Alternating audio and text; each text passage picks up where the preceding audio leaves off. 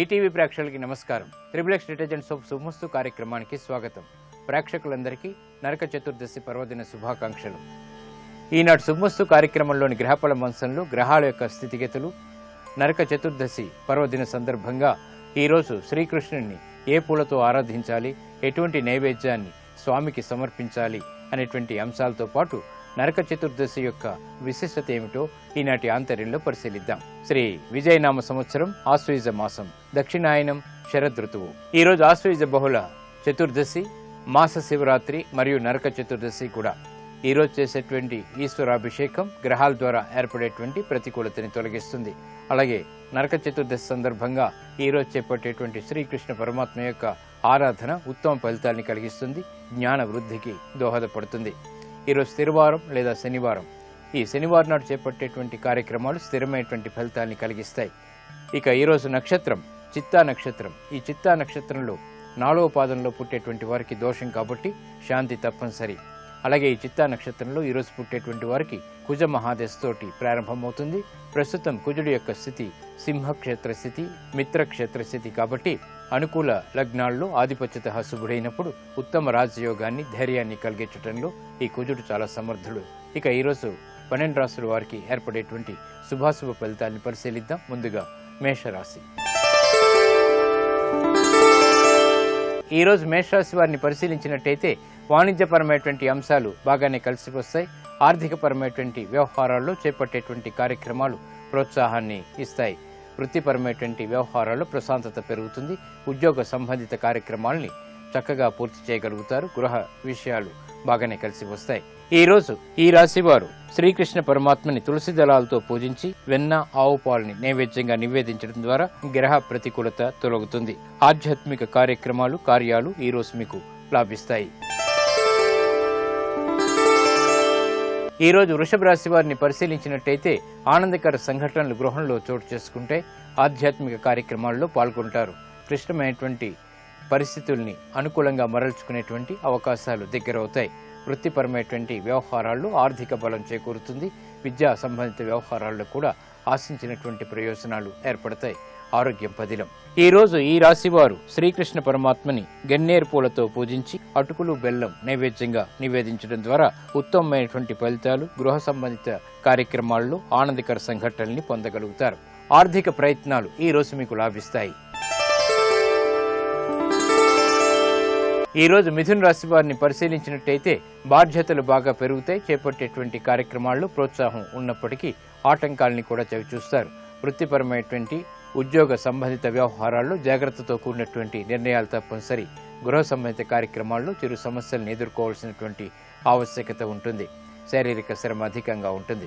ఈ రోజు ఈ రాశి వారు వేణుగోపాల స్వామిని సంపెంగ పూలతో పూజించి పానకం, వడపప్పు నైవేద్యంగా నివేదించడం ద్వారా సమస్యలు పరిష్కరించబడతాయి. ఆనందకర సంఘటనలు ఆహ్వానించగలుగుతారు. దూర ప్రయాణాలు ఈ రోజు మీకు లాభిస్తాయి.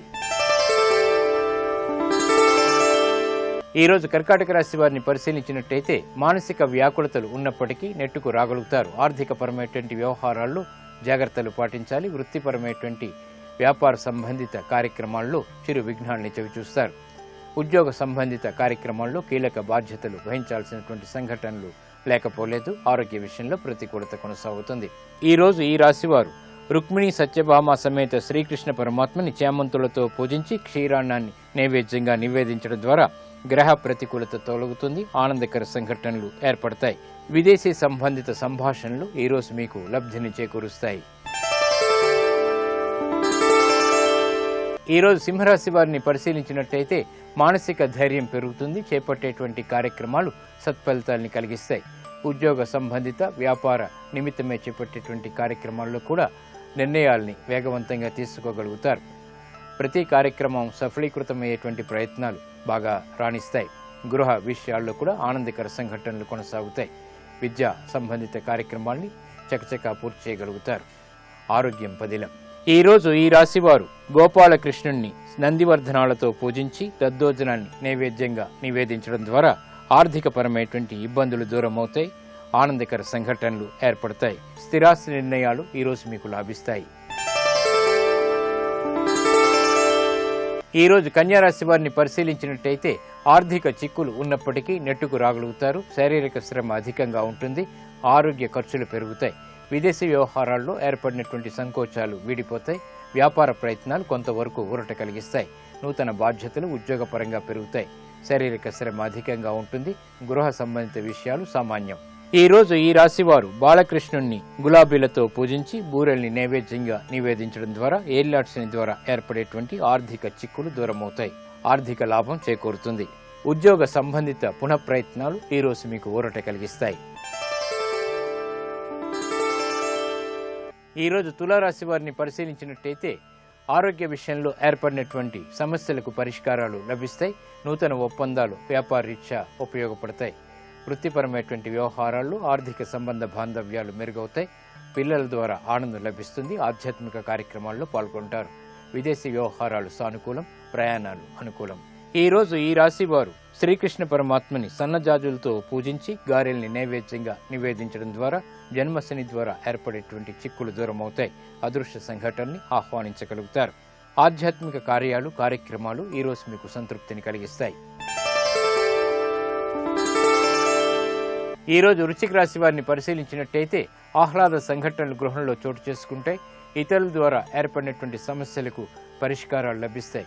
విదేశీ వ్యవహారాల్లో అనుకూలత పెరుగుతుంది. పెట్టుబడుల విషయంలో ఏర్పడినటువంటి జాప్యాలు తొలగిపోతాయి. నూతన కార్యక్రమాలను విద్యాపరంగా పూర్తి చేయగలుగుతారు. వ్యవహారాల్లో చుక్కెదురు పరిస్థితిని అధిగమించగలుగుతారు. ఆరోగ్య విషయంలో ఏర్పడినటువంటి ప్రతికూలత తగ్గుతుంది. సఖ్యతకై చేసేటువంటి ప్రయత్నాలు కుటుంబ రీత్యా కలిసి వస్తాయి. ఈ రోజు ఈ రాశివారు వేణుగోపాల స్వామిని సన్నజాజులతో పూజించి పరమాన్నాన్ని నైవేద్యంగా నివేదించడం ద్వారా అష్టమ బృహస్పతి ద్వారా ఏర్పడేటువంటి చిక్కులు, ఏలినాటి శని ద్వారా ఏర్పడేటువంటి విఘ్నాలు దూరమవుతాయి. ఆర్థిక అభివృద్ధి ఏర్పడుతుంది. ఆర్థిక నూతన ప్రయత్నాలు ఈ రోజు మీకు లాభిస్తాయి. ఈ రోజు ధనుసు రాశి వారిని పరిశీలించినట్టయితే వ్యవహార విజయాలు చేజిక్కించుకోగలుగుతారు. సునాయాసంతో కార్యక్రమ నిర్వహణ కొనసాగించగలుగుతారు. ఆత్మవిశ్వాసం పెరుగుతుంది. నూతన కార్యక్రమాల్లో ఆత్మస్థైర్యాన్ని పెంపొందింప చేసుకునేటువంటి సంఘటనలు ఏర్పడతాయి. క్రీడారంగం వారికి బాగా కలిసి వస్తుంది. నూతన ప్రయోగాలు వ్యాపారీత్యా కూడా అనుకూలిస్తాయి. ఆర్థిక పుష్టికి దోహదపడతాయి. ఉద్యోగ సంబంధిత వ్యవహారాల్లో అభివృద్ధికి చేపట్టేటువంటి కార్యక్రమాలు కూడా కలిసి వస్తాయి. ఆరోగ్యం పదిలం. ఈ రోజు ఈ రాశి వారు రాధాకృష్ణుల్ని పారిజాత పుష్పాలతో పూజించి లడ్డూలని నైవేద్యంగా నివేదించడం ద్వారా ఆర్థిక అభివృద్ధి, వాహన ప్రాప్తి చేకూరుతాయి. నూతన వాహన కొనుగోలు వంటివి ఈ రోజు మీకు లాభిస్తాయి. ఈ రోజు మకర రాశి వారిని పరిశీలించినట్టయితే వ్యవహారపు చిక్కులు ఉన్నప్పటికీ నెగ్గుకు రాగలుగుతారు. మానసిక ప్రశాంతతకి చేపట్టేటువంటి కార్యక్రమాలు సత్ఫలితాల్ని కలిగిస్తాయి. ఉద్యోగరీత్యా ఏర్పడినటువంటి ఇబ్బందికర పరిస్థితుల్ని అధిగమించగలుగుతారు. నూతన ఒప్పందాల విషయంలో జాగ్రత్తలు వహించాలి. వ్యాపార నిమిత్తమే చేపట్టేటువంటి కార్యక్రమాల్లో జాప్యాలు, విఘ్నాలు ఉన్నప్పటికీ కొనసాగించగలుగుతారు. ఆరోగ్య విషయంలో జాగ్రత్తలు పాటించాలి. ఈ రోజు ఈ రాశి వారు వేణుగోపాల స్వామిని సన్నజాజులతో పూజించి చక్కెర పొంగల్ని నైవేద్యంగా నివేదించడం ద్వారా గ్రహ అతి ప్రతికూలత దూరమవుతుంది. ఆనందకర సంఘటనల్ని ఆహ్వానించగలుగుతారు. విద్యా సంబంధిత ప్రయత్నాలు ఈ రోజు మీకు లాభిస్తాయి. ఈ రోజు కుంభరాశి వారిని పరిశీలించినట్టయితే ఉద్యోగ విషయాల్లో ఆనందకర సంఘటనలు చోటు చేసుకుంటాయి. పట్టుదలతో కూడినటువంటి కార్యక్రమ నిర్వహణ కొనసాగించగలుగుతారు. ఆసక్తికర వార్తలు వింటారు. శుభ సంఘటనలు గృహంలో చోటు చేసుకుంటాయి. కుటుంబ సభ్యుల మధ్య సఖ్యత పెరుగుతుంది. నూతన కార్యక్రమాలను ప్రారంభించగలుగుతారు. ఆనందకర సంఘటనలు వృత్తిరీత్యా కూడా ఏర్పడతాయి. వ్యాపార ఒప్పందాల విషయంలో ఏర్పడినటువంటి ప్రతిబంధకాలు తొలగిపోతాయి. ఈ రోజు ఈ రాశి వారు మురళీకృష్ణుణ్ణి సన్నజాజులతో పూజించి పులిహోర్ని నైవేద్యంగా నివేదించడం ద్వారా ఆనందకర వార్తలు వింటారు. అభివృద్ధి ఏర్పడుతుంది. విదేశీ ప్రయాణాలు ఈ రోజు మీకు లాభిస్తాయి. ఈ రోజు మీనరాశి వారిని పరిశీలించినట్టయితే శారీరక శ్రమ అధికంగా ఉంటుంది. చేపట్టేటువంటి కార్యక్రమాల్లో ప్రోత్సాహానికి చేసేటువంటి ప్రయత్నాలు కొంత ఊరట కలిగిస్తాయి. స్నేహితుల ద్వారా ఏర్పడినటువంటి ఇబ్బందికర పరిస్థితిని తొలగించుకోగలుగుతారు. నూతన కార్యక్రమాలు వ్యాపారీత్యా చేపట్టినప్పటికీ ఆలస్యంగా విజయాలు సిద్ధిస్తాయి. ఈ రోజు ఈ రాశి వారు శ్రీకృష్ణ పరమాత్మని గులాబీలతో పూజించి దద్దోజనాన్ని నైవేద్యంగా నివేదించడం ద్వారా గ్రహ ప్రతికూలత, ముఖ్యంగా అష్టమ శని, రాహు, రవుల ద్వారా, అర్ధాష్టమ గురువు ద్వారా ఏర్పడేటువంటి ప్రతిబంధకాలు తొలగిపోతాయి. ఆహ్లాద సంఘటనల్ని పొందగలుగుతారు. వాహన విక్రయాలు వంటివి ఈ రోజు మీకు లాభిస్తాయి.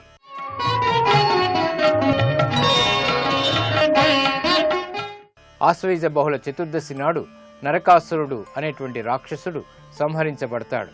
నరకాసురుడు లోకకంఠకుడుగా ఉన్నటువంటి రాక్షసుడు కాబట్టి ఈరోజు అతని యొక్క సంహారం పర్వదినంగా మనం భావిస్తాం. దాని యొక్క విశిష్టత ఏమిటో పరిశీలిద్దాం. ఆశ్వయుజ బహుళ చతుర్దశి నరక చతుర్దశిగా ప్రసిద్ధి పొందింది. నరకాసురుడు అనేటువంటి రాక్షసుడు చెలరేగి సాధు జనాల్ని పీడిస్తూ దేవ మత్స్యలోకాల్లో సంక్షోభాన్ని కలిగిస్తూ ఉంటాడు. కృతయుగంలో హిరణ్యాక్షుని వధించిన వరాహస్వామికి, భూదేవికి అసుర సంధ్యా సమయంలో జన్మిస్తాడు నరకుడు. అతడు లోకకంటకుడైన మహావిష్ణువు వధించరాదని తల్లి అయినటువంటి తన చేతిలోనే మరణించేలా వరం పొందుతుంది భూదేవి. మహావిష్ణువు ద్వాపర యుగంలో శ్రీకృష్ణ భగవానుగా అవతరించినప్పుడు భూదేవి సత్యభామగా జన్మిస్తుంది. అప్పటికి నరకాసురుడు లోకకంటకుడై చేస్తున్నటువంటి అధర్మ కృత్యాలను అరికట్టడానికి సత్యభామ సమేతంగా తరలి వెళ్తాడు శ్రీకృష్ణుడు. వారి మధ్య జరిగిన భీకర సంగ్రామంలో భూదేవి అంశ అయినటువంటి సత్యభామ శరాఘాతాలకు మరణిస్తాడు నరకుడు. తన పుత్రుడి పేరైన కలకాలం నిలిచి ఉండేలా చేయమని సత్యభామ ప్రార్థించడంలో ఆ రోజు నరక చతుర్దశిగా పిలువబడుతుందని వరం ప్రసాదిస్తాడు శ్రీకృష్ణుడు. నరకుని చెర నుండి సాధుజనులు 16,000 మంది రాజకన్యలు విడిపించబడ్డారు. ధర్మం సుప్రతిష్టమైంది. నరకాసురుని పీడ విరగడైందన్న సంతోషంతో ఆ మరుసటి రోజు ప్రజలు సంబరాలు జరుపుకుంటారు. ఈ సంబరాలు జరుపుకునేటువంటి రోజు అమావాస్య కావటంతో చీకటిని పారద్రోలుతూ ప్రజలు దీపాలతో తోరణాలు వెలిగించి బాణసంచా కాల్చి వేడుక చేసుకుంటారు. కాలక్రమంలో అదే దీపావళి పర్వదినంగా మారింది. నరక చతుర్దశి దీపావళి రోజున శ్రీకృష్ణ పరమాత్మ శ్రీ సత్యభామల యొక్క ఆరాధన ధైర్యాన్ని కలిగిస్తుంది, ఐశ్వర్యాన్ని కలిగిస్తుంది. ఇది నేటి ఆంతర్యం. ఇప్పుడు గ్రహయోగంలో గ్రహాల యొక్క స్థితిగతులు, ఈ రోజు ముఖ్యంగా చేపట్టవలసినటువంటి కార్యక్రమాల గురించి తెలుసుకుంటారు. నేటి గ్రహయోగాన్ని పరిశీలించినట్లయితే శని మిత్రక్షేత్రమైన తులారాశిలో సంచరిస్తున్నాడు. శని యొక్క బలాన్ని ద్విగుణీకృతం చేయడానికి శని సోదరుడైనటువంటి యమధర్మరాజును ఈరోజు ఆరాధన చేయాలి. ప్రధానంగా ఈరోజు నరక చతుర్దశి సందర్భంగా మీరు స్నానం చేసే సమయంలో దక్షిణ దిక్కుగా నిలబడి చేతిలో నీటిని తీసుకొని తండ్రి ఉన్నవారు ఎవలు, తండ్రి లేనివారు నువ్వులు ఆ నీటిలో వేసి యమధర్మరాజును స్మరించుకుంటూ అర్ఘ్యాన్ని సమర్పించటం ద్వారా యముడి యొక్క అనుగ్రహం వల్ల అపమృత్యు దోషాలు, అనారోగ్య సమస్యలు అన్నీ కూడా తొలగించబడతాయి. అంతేకాకుండా ఈరోజు ప్రధానంగా స్నానం చేసే సమయంలో జిల్లేడు ఆకును తల చుట్టూ తిప్పుకుంటూ స్నానం చేయటం ద్వారా మీకు జీవితంలో సంభవించే అన్ని రకాలైన సమస్యల నుండి బయటపడి ఉద్యోగ వ్యాపారాలలో, ఆర్థిక వ్యవహారాలలో చక్కటి ప్రయోజనాన్ని పొందవచ్చు.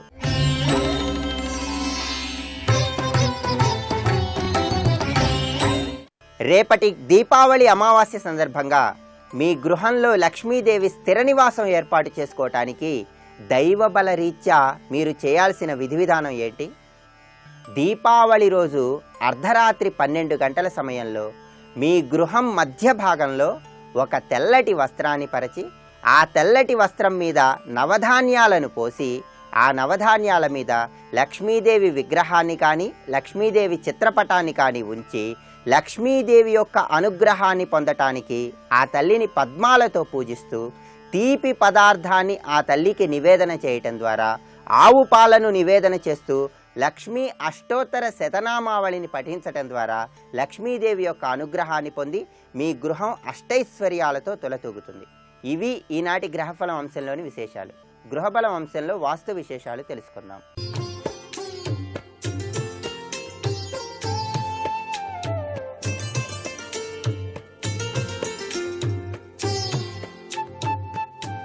ట్రిపుల్ ఎక్స్ డిటర్జెంట్ సోప్ శుభమస్తు కార్యక్రమంలో గృహబలం అంశానికి స్వాగతం. ఈటీవీ ప్రేక్షకులందరికీ కూడా నరక చతుర్దశి దీపావళి శుభాకాంక్షలు. ఈరోజు నరక చతుర్దశి నాడు తప్పనిసరిగా ప్రతివారు తమ గృహంలో తెల్లవారుజాముననే లేచి తలకు నువ్వుల నూనెను అంటుకొని ఒళ్ళంతా కూడాను నువ్వుల నూనె వ్రాసుకొని అభ్యంగన స్నానము ఆచరించాలి. ఇలా ఎవరైతే ఆచరిస్తారో వారి శరీరానికి ధీశక్తితో పాటుగా లక్ష్మీదేవి యొక్క అనుగ్రహ కటాక్షం ఆ గృహంలో విరాజిల్లుతుంది సుమా. ఈరోజు ఎవరైతే తెల్లవారుజాముననే అభ్యంగన స్నానం ఆచరిస్తారో వారికి లక్ష్మీ కటాక్ష సిద్ధి తప్పనిసరిగా వచ్చి తీరుతుంది అని శాస్త్రం. గంగా నీటిలో కొలువై ఉంటుంది ఈ రోజున. అంతేకాకుండా ఆరోగ్యప్రదమైనటువంటి దివ్య తత్వం కూడాను ఈ యొక్క స్వాతి నక్షత్ర రీత్యా ఉంటాయి. కాబట్టే ప్రతి ఒక్కరూ కూడాను ఇంటిల్లిపాది కూడాను చక్కగా సూర్యోదయాత్ పూర్వమే తెల్లవారుజాముననే నరక చతుర్దశి నాడు అభ్యంగన స్నానమును ఆచరించవలే. దీపాల పండుగ దీపావళి. ఈ సృష్టిలో చీకటిని తొలగించి వెలుగును ప్రసాదించి లక్ష్మీతత్వంలో విరాజిలింపజేసింది ఆ జగన్మాత, లోకపావని కళ్యాణి అయినటువంటి ఆదిలక్ష్మి. దేవదానవులు సముద్రాన్ని మదించినప్పుడు ఒక దేదీప్యవంతమైనటువంటి అగ్నితేజం వచ్చింది. ఆ అగ్నితేజ వెలుగే లక్ష్మీదేవిగా మనం భావన చేస్తాం. అంతేకాకుండా ఈరోజు దీపలక్ష్మి స్వాగతం అంటూ తప్పనిసరిగా ప్రతి వాళ్ళు కూడాను ఇంటిల్లిపాది కూడాను ఇంటిలో లక్ష్మీదేవిని అర్చన చేసి చక్కగా సాయం సంధ్యా సమయంలో గృహం యావత్తూ కూడాను చక్కటి దీపకాంతి తోరణాలు అమర్చేటువంటి సాంప్రదాయం ఉంది. కౌముదీ మహోత్సవాన్ని నిర్వహించడం వలన దీపం జ్యోతి పరబ్రహ్మం దీపం సర్వతమోహరం దీపేన సాధ్యతే సర్వం దీపలక్ష్మీ నమోస్తుతే. దీపకాంతిలోనే తమసోమా జ్యోతిర్గమయ అనే తత్వచింతన ఇమిడి ఉంది. కాబట్టి ప్రతి ఇల్లాలు కూడాను ఇంటి ముంగిట గోడలపైన చక్కగా మట్టి ప్రమిదలో నువ్వుల నూనె వేసి ఒత్తి వేసి వెలిగించాల్సిన సంప్రదాయం ఇది. ఈ విధంగా ఆచరించినట్లయితే లక్ష్మీదేవి ఆ గృహం లోపలికి వచ్చి తీరుతుంది. అంతేకాకుండా ఈ రోజున ఎవరైతే రాత్రి సమయంలో లక్ష్మీదేవి వద్ద ఇంటిలో ఉన్నటువంటి నగలు లేక ధనాన్ని అలా ఉంచి ఆ తల్లి యొక్క అనుగ్రహ కటాక్ష వీక్షణాలు ఎల్లవేళలా మాకు ఉండి తీరాలి అని చెప్పేసి భావన చేస్తూ లక్ష్మీ పూజను గనక చేస్తారో వారికి లక్ష్మీ కటాక్ష సిద్ధి కలిగి తీరుతుంది సుమా. మీ గృహంలో 4 దిశల యందు కూడా చక్కగా మీ యొక్క గృహ ప్రాంగణంలోనే 4 దిశల్లో కూడాను దీపాలు గనక అమర్చినట్లయితే ఆ ఇంటిలోనికి వెలుగు రేఖల యొక్క ప్రభావం లక్ష్మీ ఆగమనంగా మనం గుర్తెరుగుతూ లక్ష్మీదేవి యొక్క అనుగ్రహానికి పాత్రులమై లక్ష్మీ కటాక్ష సిద్ధితో ఈ జీవన పర్యంతం కూడాను ఆనందతత్వంతో జీవితాన్ని గడపడానికి ఆస్కారం ఉంటుంది. ఈ రోజున టపాసులు బాణాసంచాలు మొదలైనటువంటివి కాల్చటం వలన పితృలోకంలో ఉన్నటువంటి ఆ యొక్క పుణ్యపురుషులు ఆశీస్సులు పొందడమే కాకుండా వాతావరణ కాలుష్యరీత్యా ఏర్పడినటువంటి అనేక రుగ్మతల నుంచి మనం బయల్పడి ఆరోగ్యప్రదమైన జీవితాన్ని గడపడానికి కూడా ఆస్కారం ఉంటుంది. ఇదే టపాసుల వెనకాల దాగిన పరమార్థం. ఈరోజు ప్రతి ఒక్కరూ కూడా పూజ చేసేటప్పుడు గమనించాల్సిన ముఖ్య సూత్రాలు కొన్ని ఉన్నాయి. శుభ్రంగా తాజాగా వికసించినటువంటి పరిమళం కలిగినటువంటి పువ్వులనే పూజలో ఉపయోగించి తీరాలి. నలిగినవి, రేకులు రాలినవి పువ్వులు ఎటువంటి పరిస్థితుల్లో ఉపయోగించకూడదు. పూజలో పువ్వుల కాడ కిందికి పువ్వు పైకి ఉండేటట్టుగా పూజ చేయాలి. బోర్లా మాత్రం పడవేయకూడదు. మీ ఇంట్లో శంఖం ఉన్నట్లయితే ఆ శంఖంలో నీరు ఉద్ధరణితో పోయాలి. నీటిలో శంఖాన్ని ముంచకూడదు. శంఖంలో పోసినటువంటి నీటిలో కొంచెం గంధం, పువ్వులు వేయండి. శంఖాన్ని మాత్రం నేలపైన మాత్రం ఉంచకూడదు. కలశంలో నింపిన నీటిలో కుంకుమ పువ్వు, కర్పూరం, చందనం వేయండి. కుంకుమ పువ్వు లేని పక్షంలో కుంకుమ వేయవచ్చు. చేతిలో పుష్పాలు ఉంచకూడదు. పాలు, పెరుగు, పంచామృతాలు రాగి పాత్రలో ఎటువంటి పరిస్థితిలో ఉంచకండి. రాగి పాత్రలో చందనం కూడా ఉంచకూడదు. ఏదైనా పూజా సామాగ్రి లేకపోతే చేతిలో అక్షతలు తీసుకొని ఆ వస్తువు పేరు చెప్పి శ్రద్ధాభక్తులతో అర్పించాలి. దీన్ని మానస పూజ అంటాం. ఈ విధంగా ఈరోజు లక్ష్మీదేవి దగ్గర గనక ఇంటిలో గనక పూజ చేసినట్లయితే లక్ష్మీ కటాక్ష సిద్ధి కలిగి తీరుతుంది. నూతన వస్త్రాలు ధరించాలి. చక్కటి తీపి వంటకాన్ని ఆ యొక్క లక్ష్మీదేవికి నైవేద్యంగా సమర్పించి మీ ఇంటిల్లిపాది కూడాను చక్కగా స్వీకరించాలి. ఇంత గొప్ప విధానం ఈ దీపావళి పండుగ నాడు ప్రతి ఒక్కరూ కూడా ఆచరించాలి. లక్ష్మీ కటాక్ష సిద్ధి కోసం రావమ్మ దీపలక్ష్మి, లక్ష్మీదేవి స్వాగతం అంటూ ఆ తల్లిని అర్చించి తరించాలి ప్రతి గృహంలో కూడా. నేటి వాస్తు సందేహాన్ని గనక పరిశీలన చేసినట్లయితే లక్ష్మీ కటాక్ష సిద్ధి కోసం దీపావళి నాడు ఆచరించవలసిన ముఖ్య విధి విధానం ఏమిటి? ఈరోజు దీపలక్ష్మి స్వాగతం అంటూ ఇంటి ప్రాంగణమంతా కూడాను దీపాల కాంతులతో విరజిమ్మేటట్టుగా అమర్చుకోవటమే కాకుండా లక్ష్మీ కటాక్ష సిద్ధి కోసం మీకు గనక పద్మ పుష్పాలు గనక దొరికినట్లయితే పద్మ పుష్పాలతో లక్ష్మీ అష్టోత్తర పూజ చేసి చక్కగా ఆ తల్లికి ఆవు పాలు, వివిధ రకాలైన పిండి వంటలు, తీపి పదార్థాలు నైవేద్యంగా సమర్పించి ఆ యొక్క పుష్పాన్ని కళ్ళకు అద్దుకొని లక్ష్మీ కటాక్ష సిద్ధిని ప్రసాదించమని చెప్పేసి ఆ తల్లిని ప్రార్థన చేసినట్లయితే లక్ష్మీదేవి యొక్క అనుగ్రహ కటాక్ష వీక్షణాలు మీకు ఎల్లవేళలా కూడాను సిద్ధింపజేసుకోవడానికి ఆస్కారం ఎంతగానో ఉంటుంది. ఈ దీపావళి నాడు రాత్రిపూట వెలిగించిన దీపం తెల్లవారేదాకా వెలిగేటట్టుగా చేసుకునేటువంటి ఆ కుబేర దీపాన్ని కూడా మీ ఇంటిలో వెలిగించటం సర్వశ్రేయోదాయకవంతమైన ప్రభావాన్ని ప్రసాదిస్తుంది సుమా. మరికొన్ని ముఖ్య విషయాలు సోమవారం నాటి శుభమస్తు కార్యక్రమంలోని గృహబల అంశంలో తెలుసుకుందామా? మరి సర్వే జనా సుఖినో భవంతు.